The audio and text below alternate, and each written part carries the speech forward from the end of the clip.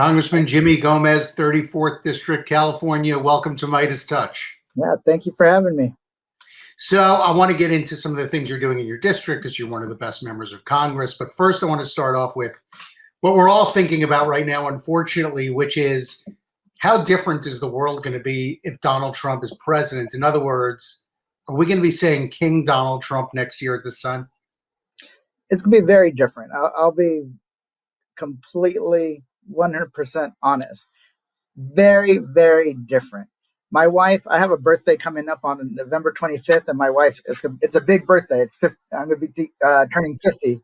And my wife asked me, what do you want to do your 50th birthday? I said, well, it really depends on what happens on election day, because there'll be two different realities. If Joe Biden wins, our democracy is secure. We're moving forward. We win the majority in the House. We're going to be pushing a big, big agenda on issues that people care about. If Donald Trump wins, he's going to implement a very, very scary agenda. He's definitely going to go after anybody he considered a political enemy. He's going to try to, silence anybody who disagrees with him. He's going to try to deport, once again, immigrants. And now he's saying he's going to deport protesters. So if Donald Trump wins, the reality that we'll be living in 2025 is going to be scary, and people should be concerned. Yeah, and so let's talk about some of these things, Congressman, one by one, because it truly is a few months from now, maybe a whole different world. Like, for example, you remember some of this probably took place in your district. When Trump became president the first time, there were all those women's marches right after he was elected. That wouldn't even be able to happen anymore because part of the plan is to deport to use the military to prevent these types of rallies, right? So you wouldn't even be able to have these rallies. You have a very diverse district, the 34th district. Are people in that district worried about the federal government coming in and removing immigrants, which is a big part of the plan? They've been worried. They were worried before he became president the first time. And then what they saw when it came to the child separation policy, when it became remain in Mexico, when it really became this crackdown. And then when he tried to manipulate the census to not only count American citizens, people are concerned because Donald Trump, for better or worse, he does what he says he's going to do. And if he says he's going to crack down on protesters, people should believe him. If he says he's going to try to use the military, he's going to try. Doesn't mean that it's going to succeed, but he's going to try. So, but I don't want to wait around for 2025 and hope he doesn't succeed in using the military. I want to ensure that Joe Biden is in office. So I know that never will happen, because he will crack down on protesters. He will crack down on what we consider the American way of life.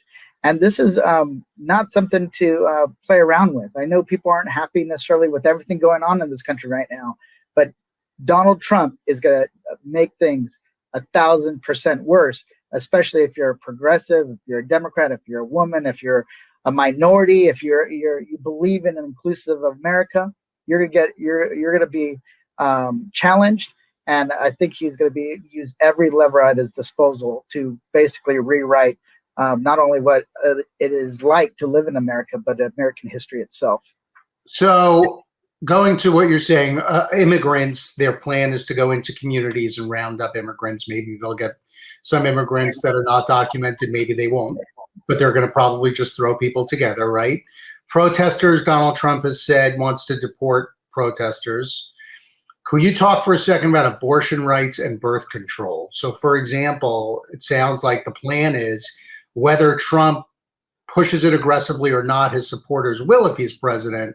It sounds like the plan is to prevent people from even being able to use birth control. That is absolutely correct. And I think people need to acknowledge that. Donald Trump is trying to downplay what it's going to be like. But remember, he appointed a conservative court knowing that they would overturn Roe v. Wade, which they did. Remember, that was one of his promises in order to get the evangelical vote. He will go after birth control, contraceptions. He's going to go after everything. And he might not have a hands-off approach, but if he wins, he gets another 2 seats on the Supreme Court. If the 2 oldest members, Thomas and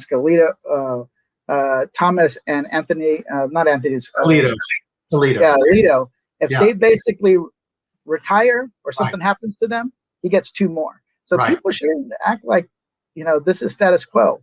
It keeps moving. They keep Right. progressing. They keep trying to undo some of our protections. And right now it's an issue that's quote unquote left up to the states, but I guarantee you it won't be if Donald Trump wins in this November's election. So, and to your point, Alito and Thomas are in their 70s. Yeah. And if we're able to appoint 2 new Supreme Court justices who are not conservative, we could start seeing what the majority of the American people actually want from the Supreme Court. Correct. And Alito and Thomas, I think Thomas leaves, to be honest. He was thinking about leaving before because of the fact that he doesn't like how much little money he makes. That's why he's always caught in these ethical dilemmas. He's kind of corrupt. He's willing to do that because he needs more money. I guarantee you, if Trump wins and we don't win the Senate, we don't hold on to the Senate, Thomas will leave and he'll get appointed. Trump will appoint somebody that's not only worse, but younger, that can be in that seat for another 20, 30 years. Right. So we could do that or they could do that. So, to me, if I'm Joe Biden running now, and I love Joe Biden, but Congressman, I understand that he doesn't have 60% popularity as much as you and I might like that to be the case. I'd be running with pictures of George Washington, Abe Lincoln, Ronald Reagan, FDR. This is the end of democracy. It's Joe Biden versus the end of democracy. And that Heritage 2025 plan is the end of democracy, right? And so it's very possible, for example, Congressman, somebody was saying to me, a potential candidate in 2028 was talking to me about running in 2028. If there's no democracy in 2028, what are you running for? Donald Trump's not going to leave if he's elected. Yeah, no, I agree with you. I think that the idea of what is normal in this country if Donald Trump wins is off the table. Remember, this guy really incited an insurrection and a mob to stop the peaceful transfer of power. He almost went on January 6th to the Capitol, not to calm things down, I believe, to rally his troops to his side to make sure that transfer didn't happen. We never certified the Electoral College vote. So I think that Donald Trump, if he can get away with that, he can get away with a lot of things that he's done. I think, and he believes that he is immune because he is the president. You never know how long he's going to stay in office. So what are we doing, Congressman? It seems to me, and I'm sure it seems to you, like we should be routing the Republicans. And I see today in the Hill newspaper, it says that Trump and the Republicans are now favored to take Congress and the presidency, right? That's today's news. So what are we doing wrong in terms of our messaging, right? Like I see that Republicans are trying to buy TikTok, invest in BuzzFeed, these social media type things. Are we missing the boat here as Democrats? What are we doing? Because 2/3 of the country should be supporting us. What are we missing? Well, I think part of it is to acknowledge that people are struggling and not in today's economy, not just looking at the unemployment numbers because they're historically low. Inflation is starting to go down, but not down fast enough. We got to look at where people are struggling. Where people are struggling are the cost of living, specifically housing, right? Housing is an issue that everybody's starting to talk about across the country. I asked a Republican from Nebraska who I was talking to, I asked him, what's the number one issue you're facing in your district? He said, housing that's affordable. My roommate, Darren Soto from Florida, all of a sudden, housing's a big issue for him. It never used to be. He said it's going to be the number one issue he focuses on in 2025. So we got to talk about the issues people care about. Housing, childcare. How do you kind of raise a family? How do you do that? And then say, hey, we have a plan to take on those issues. But if Donald Trump gets elected, he's not going to care about that. He's not going to care the fact that you're struggling with your house payment or you're having trouble making rent. He's not going to care about that you're buried under a mountain of student loan debt. He's not going to do any of that. He's actually going to make things worse because the only thing that he cares about is power, himself, and his family. That is it. And it's probably in that order. And family, way down on the list. I was going to say, Congressman, I disagree with you on the family thing. Like, I don't hear about his family at all, and nor does he even know like who's in his family. Like his daughter that he never really talks about. So, but then the question is, all those things, sure, we should talk about them. We do talk. The Republicans certainly aren't talking about them. Donald Trump basically told the oil companies that he'll sell his presidency to them. Yeah. If they donate to him. So is part of it that we're not, like MeidasTouch, obviously gigantic audience, is part of it that we're not talking to the right outlets, you know, because we saw this survey the other day. There were a lot of articles about it that said the disengaged voter strictly gets news from social media. Are we missing the boat in some way in where we're communicating? First, a couple of things. One, when it comes to the polling, I think the polling nationally is off because a lot of the younger folks don't respond to polling like traditional voters do. So if you're not, and you can't really replace one voter that's the same age and same demographics with another voter, because the people that could make a difference in these elections are just not responding. There's no even swap. So we have to, the national polls are not doing the kind of deep analysis that's needed. Number two, we need to go. It's a lot of it is still door to door. I know some people are concerned about that, what they're going to run into. But in most cases, you can still go door to door and have those conversations.